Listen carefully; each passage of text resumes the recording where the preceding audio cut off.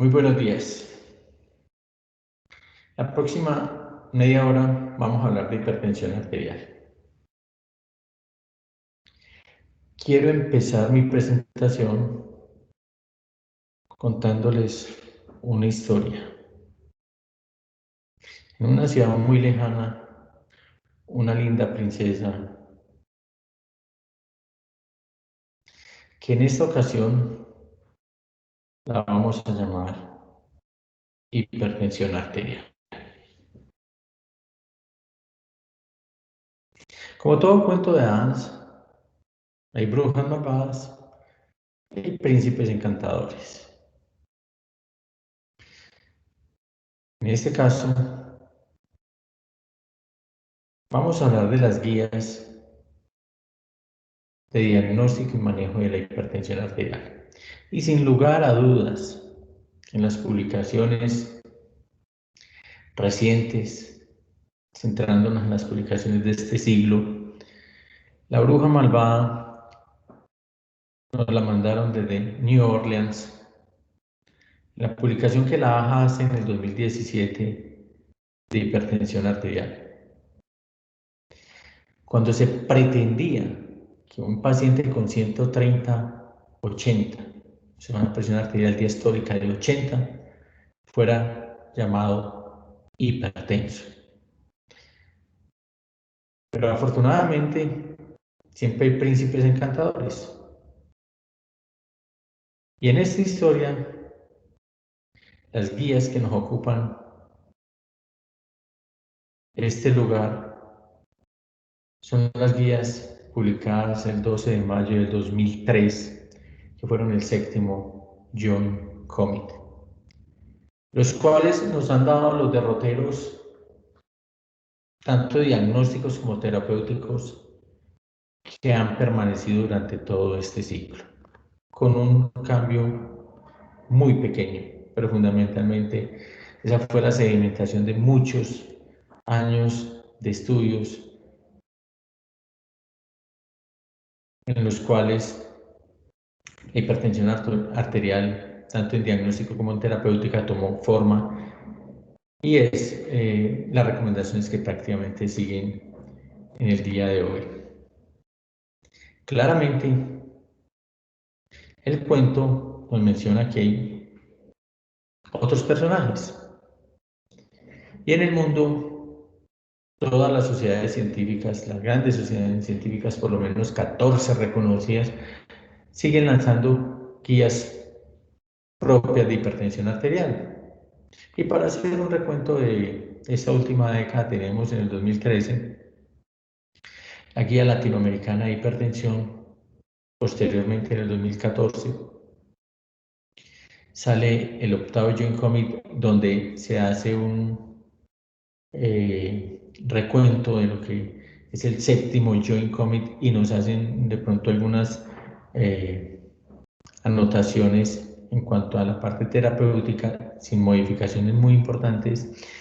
Posteriormente sale este documento de las guías NICE en el 2016. 2018 la Sociedad Europea saca las guías de hipertensión arterial y en el mismo año la Sociedad Colombiana de Cardiología saca el consenso de hipertensión arterial, del cual tuve la oportunidad de participar como autor de este consenso.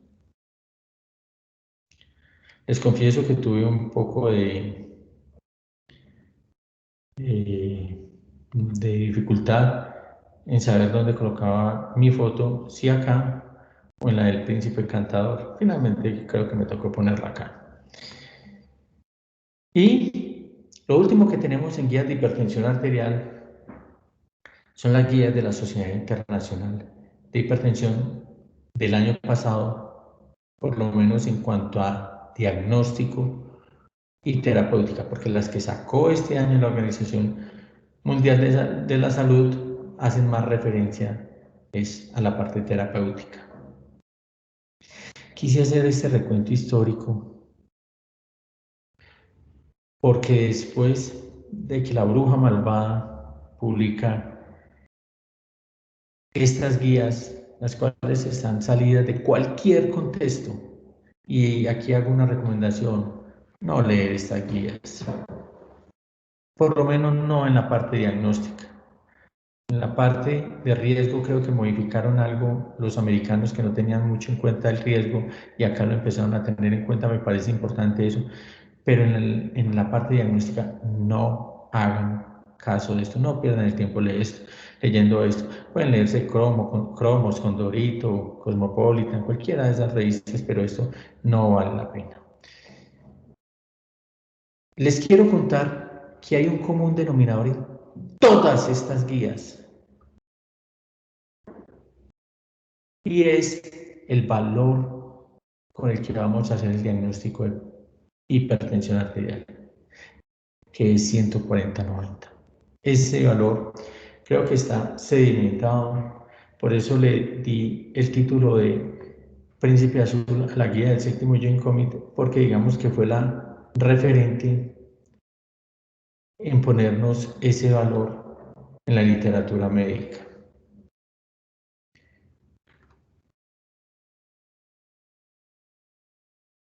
La presentación está basada claramente en lo último que tenemos, que es las guías 2020 de diagnóstico y tratamiento de la Sociedad Internacional de Hipertensión,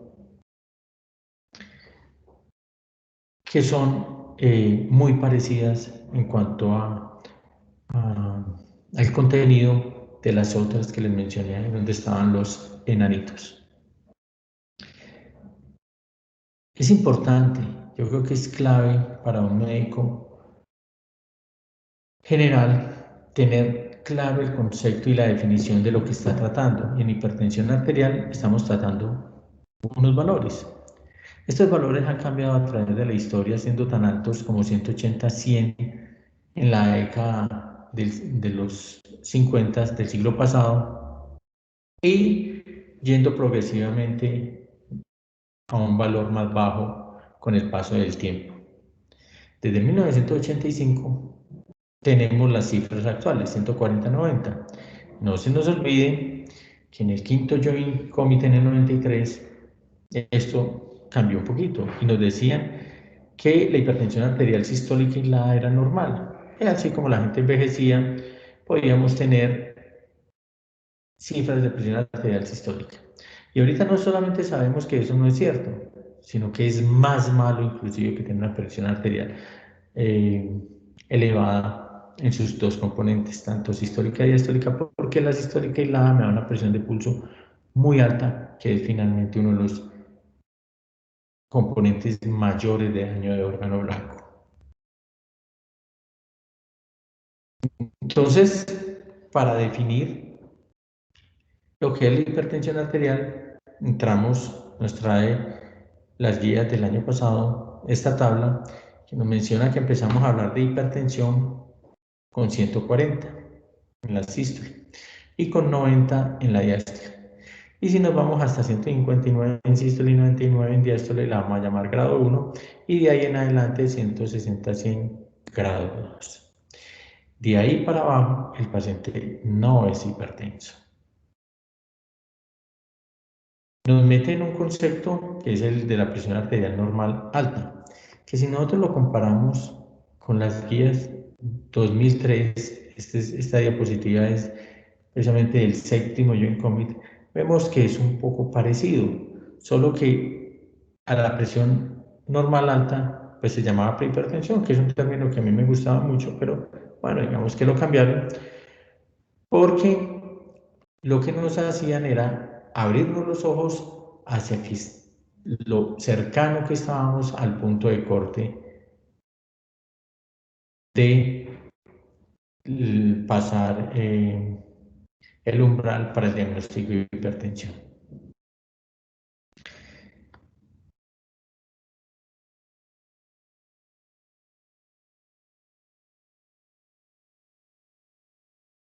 Estos dos valores de arriba, como vemos, son presiones arteriales normales hasta normal alta. Y a partir de acá vamos a hablar de hipertensión. A mí me gusta los cuadros que tienen muchas filas, simplificarlos un poquito para que no nos enredemos y para que seamos un poquito prácticos. Esto se dicotomiza así, o uno es hipertenso o uno es no hipertenso. Porque los últimos artículos, o digamos que no los últimos, sino los que se han publicado este año, este siglo, nos hacen referencia en cuándo vamos a empezar a tratar al paciente con hipertensión arterial, con diagnóstico de hipertensión arterial. Y en eso, las guías sí tienen algunas modificaciones. Pero quiero que tengan el concepto claro de que la hipertensión empieza en un valor y antes de ese el diagnóstico es no hipertensión, y por lo tanto ese punto de corte lo tenemos que tener claro porque creo que ahí es el punto donde tenemos que empezar terapia farmacológica. ¿Cómo vamos a hacer el diagnóstico de hipertensión arterial? Entonces hay 4 formas de hacer el diagnóstico de hipertensión arterial. Una es la clásica presión arterial que tomamos en el consultorio, cuyo límite es 140/90.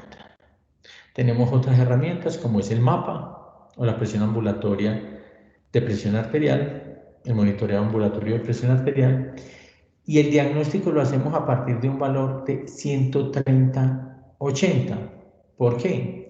Porque en la noche lo normal es que la presión nos caiga un poquito, por eso el promedio de las 24 horas no va a ser 140 ni 135, sino 130 y 80 en la diástole.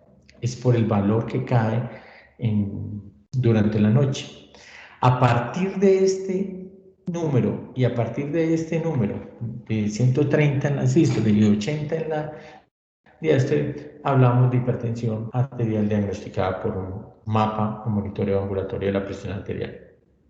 Hay otra forma de hacer diagnóstico de hipertensión arterial y es el monitoreo ambulatorio. El monitoreo ambulatorio en casa, que la forma correcta de hacerla es tomar 2 veces en la mañana, 2 veces en la noche, durante 7 días. Anotamos los valores y los del primer día los desechamos. O sea que finalmente nos van a quedar 6 días para toma de presión arterial. Y esos valores se promedian. Si ese promedio está por encima de 135/85, el paciente tiene una hipertensión arterial. Usualmente utilizamos un poquito más el mapa para diagnóstico y el monitoreo ambulatorio para seguimiento, pero cualquiera de estas formas nos sirven para hacer diagnóstico de hipertensión arterial.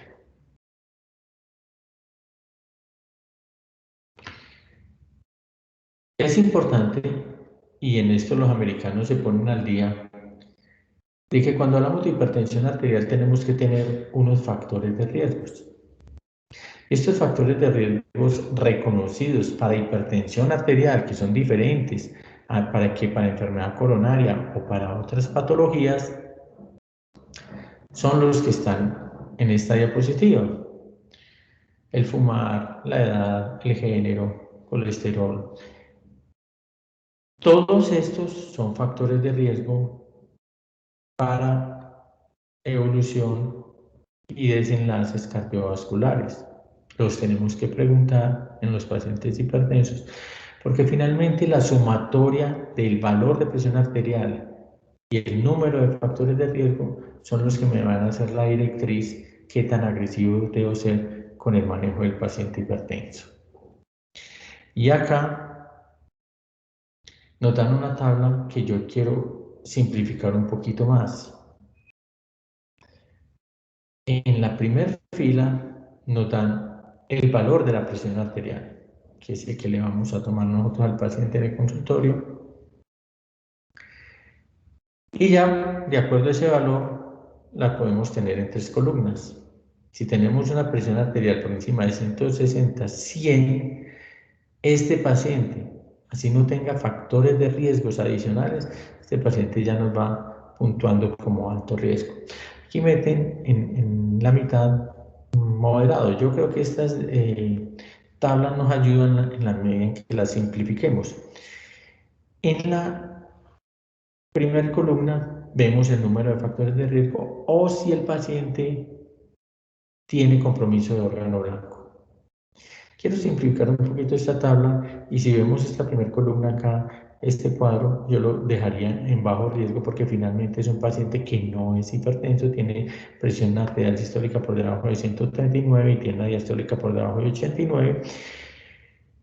Tiene factores de riesgo, pero no es hipertenso. Si tiene compromiso de órgano blanco, claramente ya el paciente es de alto riesgo.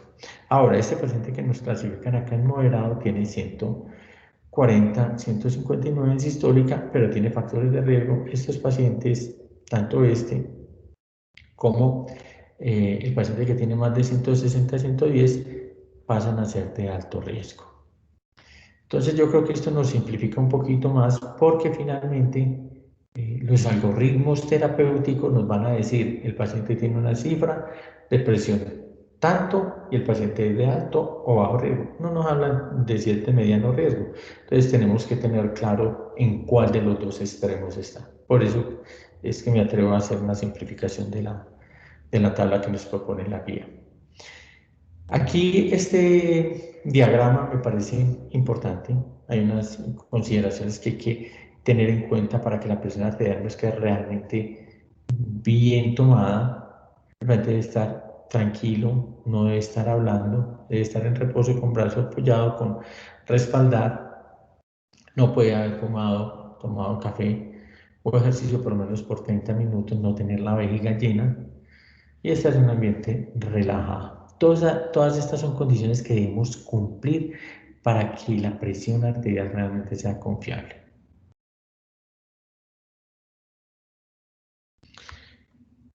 La epidemiología, sencillo, 30% de la población en promedio de la población adulta en el mundo sufre de hipertensión arterial, teniendo países con unas cifras tan altas como 45, inclusive en los países se acercan casi al 50%, y va a depender también de las características poblacionales. Pero en general, el 30% de la población adulta. Es una enfermedad realmente muy prevalente. La hipertensión arterial como factor de riesgo modificable. Y aquí me gasto un minutico explicando de que definitivamente nosotros podemos tener todas las guías que mencionamos. Se pueden estar publicando año a año guías, las cuales no cambian mucho, pero finalmente se publican. Y nosotros estar actualizadísimos en esas guías, pero si nosotros finalmente no nos encargamos de que el paciente lleve a cabo su tratamiento, no vamos a tener los objetivos que nos trazamos. Esta diapositiva, que me parece supremamente interesante, nos habla de que una cosa es que el paciente sepa que es hipertenso, como nos lo menciona acá el séptimo joint en el año 76, que fue cuando empezaron a hablar de hipertensión arterial en el primer Joint Committee. La mitad de los americanos sabían que eran hipertensos, para el año 2000 mejoró a 70%. Pero de esos pacientes, de 100 pacientes, 51 sabían, pero solamente 31 tomaban medicamentos en el 76. En el 2000, 59, o sea, 60. Pero lo importante, lo que resalto, lo común a todas las guías, es que usted le tiene que dar el tratamiento, pero lo tiene que llevar a las metas, porque si no, no vamos a lograr nada. En el 76, en Norteamérica solo se lograba el 10% del control de la presión arterial y en el 2000 el 34% de la presión arterial. Esto es importante porque si queremos nosotros evitar el daño de la hipertensión arterial, no son los pacientes que nosotros tengamos diagnosticados, tampoco son los pacientes que nosotros tengamos tratados. O sea, yo puedo estar dando medicamento en mi consulta a todos los pacientes y esos pacientes no me cuentan para el beneficio del manejo de presión arterial. Los que me van a contar son los que yo tenga por debajo de 140, 90 en cifras de presión arterial. Claramente hay un porcentaje muy alto que no logran ese control de la presión arterial y los americanos hacen un estudio muy interesante en el cual le hacen el seguimiento a todos los pacientes hipertensos y le hacen un seguimiento muy estricto. Los llaman, les dicen, Pedrito, ¿por qué no te estás tomando la droga? Y porque ellos querían saber qué porcentaje de pacientes realmente lograban alcanzar la meta de presión arterial. Y ellos demostraron que finalmente haciendo ese seguimiento, ellos podían subir los pacientes controlados a presión arterial hasta el 72%. Si bien es cierto, todavía nos queda un 28% de pacientes que no se lograron el control a pesar de una adherencia asegurada por el estudio bastante importante, pero si nosotros miramos entre un 36% y un 76%, son muchos infartos que podemos salvar, muchos accidentes cerebrovasculares y muchas vidas salvadas. Entonces, digamos que lo que nos enseña este estudio es que finalmente, entre más adherencia del paciente al tratamiento, más porcentaje de pacientes con cifras en metas de presión arterial. Para hablar de la hipertensión arterial, es importante tener en cuenta que la hipertensión arterial tiene diferentes modelos eh, hemodinámicos. Que la hipertensión arterial no es solo que se le sube a uno la presión arterial y con base en eso es que vamos a tomar nosotros las medidas terapéuticas. Entonces, si nosotros tenemos pacientes jóvenes hipertensos, vamos a pensar en pacientes hiperadrenérgicos. En edad media de la vida, 35, 55 años, los pacientes que nos empiezan a aparecer con hipertensión arterial, entonces ya pensamos en la hipertensión arterial esencial clásica, que es una disfunción endotelial y que se caracteriza más por una hipertensión arterial diastólica. La primera, la del hiperadrenérgico, es más sistólica. Y en la edad final de la vida, cuando hay endurecimiento de las arterias, el modelo que prevalece es la arteriosclerosis y ahí sube más la presión arterial sistólica. Entonces, de acuerdo, es importante tener en cuenta estos modelos porque de acuerdo a esto nosotros también vamos a ir eligiendo la terapia farmacológica.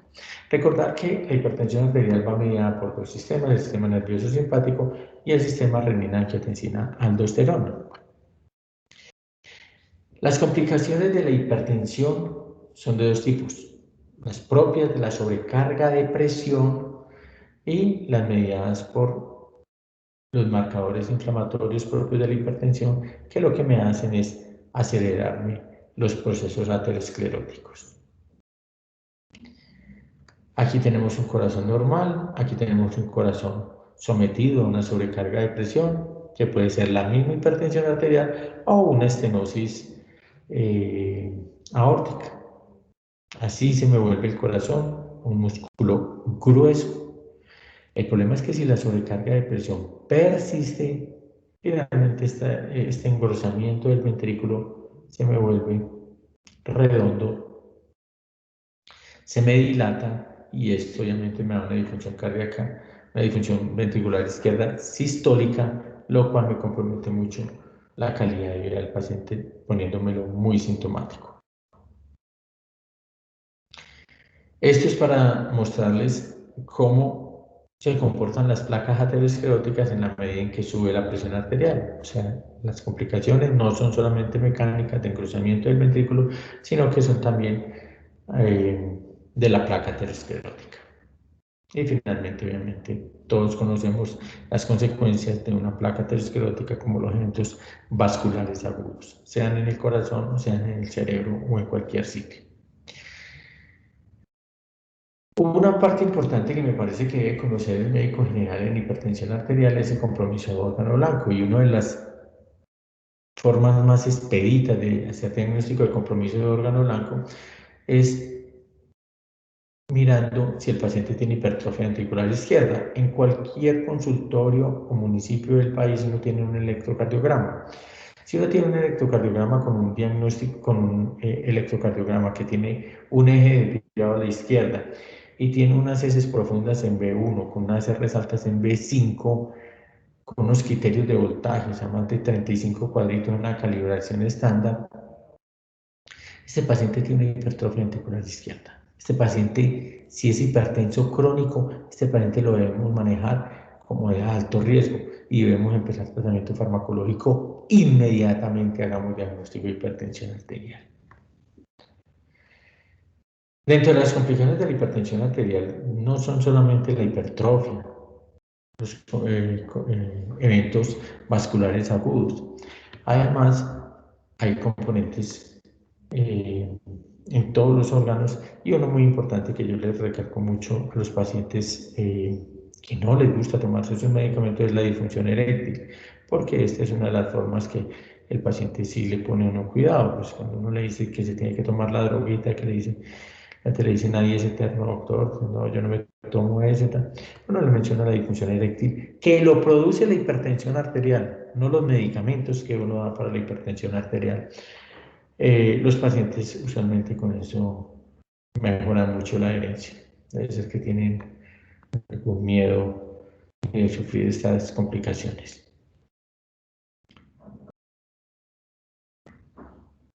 Con la hipertensión arterial, pues hacernos las preguntas que nos hacemos en cada una de las enfermedades que nosotros manejamos. ¿Realmente tiene el paciente la patología? ¿Es realmente el paciente hipertenso? ¿Cuál es la causa? Graduarlo en un grado de severidad, si tiene compromiso de órgano blanco, mirar comorbilidades y finalmente el riesgo cardiovascular. 90-95% de los pacientes tienen una hipertensión arterial esencial. Nosotros los estudiamos para causas secundarias como la coartación de aorta, hiperaldosteronismo, y no logramos encontrar ninguna causa. Esto es la hipertensión arterial esencial o clásica, que es la inmensa mayoría de pacientes. Y secundarias son el 5 al 10%. Estas son las causas más importantes de hipertensión arterial secundaria: la glomerulonefritis en los niños, las vasculares, dentro de las endocrinas el hiperaldosteronismo como principal causa, y la apnea del sueño tanto como causa como un factor que nos complica mucho el manejo del paciente hipertenso,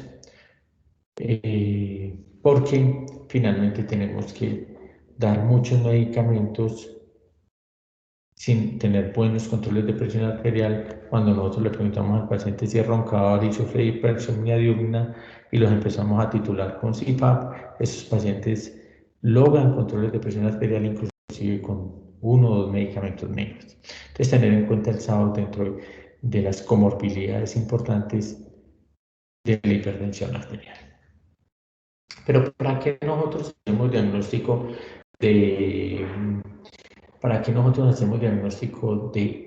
hipertensión arterial y los tratamos? Y los tratamos, pero en metas, para lograr esto que vemos en la diapositiva, que es disminuir en un 25% el infarto agudo del miocardio, reducir en un 38% los accidentes cerebrovasculares y disminuir en un 50% la falla cardíaca. Estas cifras son ciertas, estas cifras son reales si nosotros tenemos el paciente hipertenso en metas.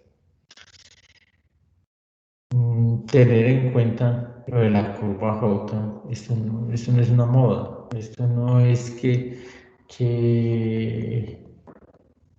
a alguien se le ocurrió. Los estudios están, y lo que tenemos claro es que, si bien es cierto, y lo sabemos desde el estudio de los trialistas, desde el 76, que tener las presiones arteriales bajas es importante y esto me baja el riesgo, hay unos grupos poblacionales que definitivamente bajar la presión arterial les va peor, aumentando desenlaces, como pacientes infartados cuando bajamos diastólicas por debajo de 80, o pacientes con ACV cuando bajamos presiones arteriales sistólicas por debajo de 120. Entonces, es importante bajar la presión arterial, y mucho más con tantos artículos que salen ahorita, que el simposio se llama ¿Qué hay de nuevo en? Les voy a hacer alguna mención en lo que salió en este mes. Yo creo que definitivamente ser muy estricto y bajar presiones arteriales muy bajas, a pesar de que los estudios poblacionales nos pueden mostrar la reducción global de riesgo, hay muchos grupos de pacientes que lo único que hacemos es hacer más daño. Y muy importante, en un altísimo grupo de pacientes vamos a ponerlos muy sintomáticos. Entonces, tratando de pretender disminuir algún riesgo, le vamos a quitar calidad de vida a los viejitos, con lo cual obviamente yo no estoy para nada de acuerdo. La hipertensión arterial, tener en cuenta la angiotensina 2 como protagónico en la fisiopatología, y con base en eso es que hacemos nosotros el manejo terapéutico. Las células extraglomerulares acá que me liberan renina las podemos inhibir, o sea, este es el sistema renina-angiotensina-aldosterona y lo podemos inhibir en 4 niveles. Beta bloqueadores más cardioselectivos, sobre todo beta 1, podemos inhibir la liberación de renina. Los inhibidores de la renina como tal, el alisquiren, que no los tenemos ahorita en el mercado, y los que tenemos en el mercado para la modulación del sistema renina-angiotensina, los inhibidores de la ECA, captopril, enalapril, o los bloqueadores de los receptores de angiotensina, los BRAF, telmisartán, valsartán, o los sartán, pues todos los sartanes. Acá podemos modular el sistema renina-angiotensina-aldosterona en cualquiera de estas escalones. Si nosotros miramos históricamente cómo se ha manejado la hipertensión arterial, vemos que en el 77, en el primer joint, recomendaban dar monoterapias a dosis altas. Y desde el séptimo joint, por eso lo leí ese pedestal de príncipe azul, lo que las recomendaciones han sido dar dosis combinadas, empezándola con dosis bajas, combinar moléculas con dosis bajas. Ese es el manejo del 12 de mayo de 2003 hasta la actualidad, que a pesar de que salen artículos que nos han movido la terapéutica, en algunos que nos han hecho oscilar el manejo, finalmente todo se ha sedimentado y seguimos prácticamente igual a lo que nos recomendaba el séptimo John. Y les menciono esto, por ejemplo, con los diuréticos. Recuerden que cuando salió la Complis, pensamos que los diuréticos iban a salir del mercado, porque cuando se comparó contra la combinación IE calcio antagonista, pues les fue peor. Lo que se vio es que ese estudio fue claramente en un grupo específico de pacientes de muy alto riesgo y no era la población general. Y uno tiene que tener en cuenta que la hipertensión arterial es una enfermedad muy prevalente, que quien más la maneja es precisamente el médico general, y no nos podemos engañar con un grupo de pacientes que cogen algunos estudios, que cogen algunos trabajos y nos quieren hacer ver que el beneficio es para todos. Cuando manejemos el paciente hipertenso, tener en cuenta que las combinaciones nos ayuden. Y esto lo podemos lograr mirando los efectos adversos y el mecanismo de acción de las drogas. Por ejemplo, los calcioantagonistas son unos muy buenos vasodilatadores arteriolares, por lo tanto me producen un edema pretibial importante. ¿Qué tenemos que hacer? Pues combinarlos con dilatadores venosos como los inhibidores del sistema renina-angiotensina-aldosterona, y con esto mejoramos ese edema pretibial tan frecuente del amlodipino. No quitarlo, primero combinarlo, y con esto nos van a mejorar muchos pacientes. Estrategias de manejo, lo que nos mencionaba desde el séptimo Joint Commit, terapia combinada. Esa es la clave. ¿Por qué? Pues porque los estudios nos han mostrado que la hipertensión definitivamente no es una patología de monoterapia, es una patología de terapia combinada. Aquí están los grandes estudios y aquí están el número de medicamentos utilizados. Miren que todos utilizaron más de 2, algunos utilizaron hasta 3, inclusive algunos no llegaron ni siquiera a la meta de la presión arterial sistólica lograda. 144 en el UKPS, estos pacientes no estaban en meta y ya tenían más de 2 medicamentos. Por eso es que la hipertensión definitivamente no es una patología de monoterapia, una patología de terapia combinada. Pero, ¿qué nos dicen entonces las últimas guías en cuanto al manejo? Nos dividen el paciente hipertenso. Tenemos claro que el paciente está hipertenso, es un paciente con hipertensión grado 1, hipertensión grado 2. Siempre vamos a empezar con estilo de vida saludable. Aquí no, esto no es lo que vamos a discutir. Vamos a empezar con estilo de vida saludable. Ahora, si el paciente tiene grado 2 de hipertensión arterial, el manejo farmacológico esto es inmediato. Este lo quiero borrar porque es que una de las cosas que no me gusta de estas últimas guías de la Sociedad Internacional de Hipertensión es que nos dice terapia óptima y terapia esencial. O sea, esencial es si usted no tiene medicamentos disponibles. O sea, esto es para países desarrollados y esto es tercermundista, para los pobres.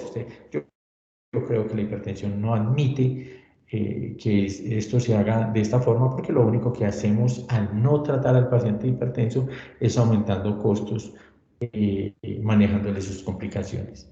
Esta parte entonces la borro y nos quedamos con el manejo del paciente. Grado 1, el 2 vimos que le lleva terapia inmediata. En el grado 1 vamos a ver qué pasa con el paciente de alto riesgo o con compromiso de órgano blanco. Entonces, a este paciente le damos terapia inmediata. ¿Qué pasa con el paciente de bajo riesgo, de bajo moderado riesgo, sin compromiso de órgano blanco? Nos dice de 3 a 6 meses de estilo de vida saludable y si no controla, entonces empieza la terapia farmacológica. Aquí es donde yo tengo una clara discrepancia con las guías. La hipertensión arterial es una enfermedad de sobrecarga de presión. La sobrecarga de presión tiene una característica que es muy oligosintomática, no nos da síntomas. Cuando nosotros llegamos al paciente con sobrecarga de presión, llegamos tarde. Entonces no perdamos más tiempo, estos 13 meses ahorrémoslo. Empecemos la terapia farmacológica de una vez. Si el paciente nos controla la presión arterial, después nos podemos devolver y quitarle el manejo farmacológico. Pero no perdamos tiempo. Claramente, si yo tengo este tipo de pacientes, voy a ser menos agresivo que con este o con este que voy a empezar con terapia conjugada de una vez. Este paciente es el que yo le empiezo la terapia inmediatamente y se la empiezo con monoterapia. Finalmente, para concluir, grado 1, grado 2, grado 2, más de 160 a 100, terapia inmediata, después estilo de vida saludable. Aquí lo que me hace es que me dice, estilo de vida saludable, terapia farmacológica. Hágalo así, pero de inmediato. ¿Qué es el estilo de vida saludable? Pues que deje de fumar, ejercicio regular, baje de peso, reduzca el consumo de sal, bebidas saludables y menor consumo de licor. El tratamiento claramente tiene que ser un tratamiento escalonado. ¿Dependiendo de qué? Dependiendo del grado de hipertensión arterial y también dependen otras variables propias del paciente como la edad. Pacientes de más de 80 años, pues yo no voy a ser muy agresivo porque con seguridad que lo voy a poner sintomático y no voy a ganar mucho en la expectativa de vida del paciente en años ganados. ¿Cómo vamos a manejar el paciente hipertenso? Entonces aquí están pacientes blancos. Entonces les vamos a dar un bloqueador de los receptores de angiotensina o un IECA a dosis baja, adicional al calcio antagonista. Segundo paso, aumentamos la dosis. Si con esto no tenemos, entonces metemos los diuréticos tiazídicos o tiazídicos light. Y el cuarto paso, la espironolactona. Este es el manejo de la hipertensión arterial. ¿Qué pasa en los pacientes negros? Los pacientes negros, muy parecido, lo único es que aquí cambiamos un poquito. No le vamos a dar IECAS porque los pacientes negros son hiporreninógenos y podemos meter el tiazídico de una vez en el primer paso. Seguimos exactamente igual, sumando dosis, subiendo dosis y sumando medicamentos y finalmente la espironolactona. Esta diapositiva es una diapositiva de las guías europeas, nos dicen exactamente igual. Empiece con terapia combinada, parece que aquel diurético lo meten desde la primera combinación y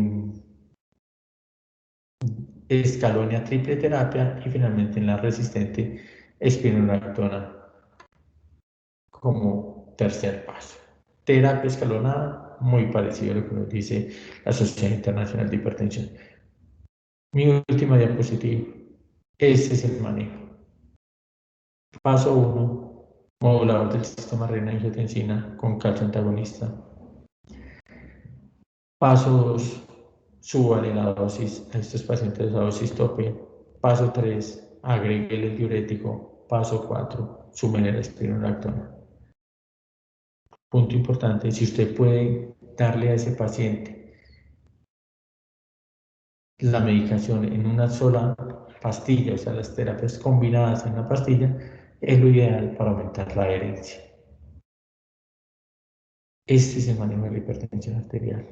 Ha cambiado poco desde el séptimo Joint Committee en el 2003. Importante, diagnósticos claros, 140, 90 es el punto. En los viejitos, en la medida en que nos acerquemos más a 80 años, liberamos un poquito la presión arterial sistólica, 150, para no ponerlos sintomáticos, para no marearlos. No tiene ningún sentido. Yo, un paciente de más de 80 años, meterlo en las cifras de 140, 90 cuando el paciente vive mareado. Eso no tiene ningún sentido. Entonces, por eso es que se libera un poquito la presión arterial sistólica.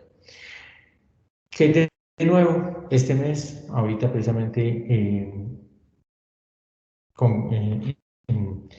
en agosto, que fue el europeo de cardiología, nos publican la terapia intensiva, que es un estudio chino de si 110 a 130 contra 130 a 150, vemos que la comparación ahí es pacientes con presiones arteriales normales contra unos pacientes que caen en el rango de hipertensión, que les va mejor. Tocará que se sedimenten este estudio, porque la hipertensión lo que ha tenido son artículos novedosos, taquilleros, que nos ponen a hablar, y finalmente la sedimentación nos enseña que la cifra sigue siendo la misma, que no hay que poner al paciente sintomático tratando de disminuirle daño de órgano blanco por hipertensión arterial, que las cifras son muy claras, 140, 190, y que estos estudios nuevos, que es un estudio chino, que espero que no sea un cuento chino, los tenemos que dejar que se nos sedimenten un poquito para poderlos meter en una guía que finalmente son los que nos dan los derroteros en el manejo del paciente, porque son las terapias médicas dirigidas por guía las que nos modifican los desenlaces y no la terapia médica dirigida por artículos. Les agradezco muchísimo por la atención prestada y hasta una próxima ocasión.